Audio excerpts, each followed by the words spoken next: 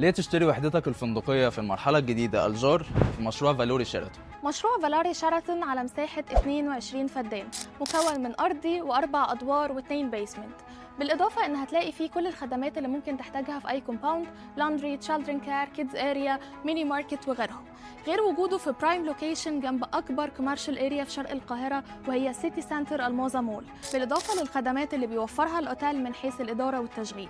المطور هي شركة بنيان للتطوير العقاري. المشروع شراكة مصرية سعودية مع شركات الشيخ صالح كامل اللي من أهم مشروعاته في مصر مجموعة دلة السعودية، بنك البركة، قنوات ART وغيرهم. اختيار موقع المشروع جنب أقوى منطقة لوجستية في مصر مطار القاهرة، وأهم الطرق والمحاور الرئيسية في القاهرة زي طريق السويس والأوتوستراد شيراتون وشارع الثورة كانوا من أهم أسباب نجاح مشروع فالوري شيراتون. المرحلة الأولى من فالاري شيراتون اتباعت بالكامل والملاك استلموا، وفي منهم اللي ساكنين ورانا دلوقتي زي ما احنا شايفين.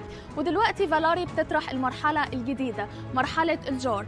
فالاري الجار تحت إدارة فندقية، إدارة أوتيل كونكورد السلام، بأسعار بتبدأ من أول 6 مليون وأقساط لحد 6 سنوات.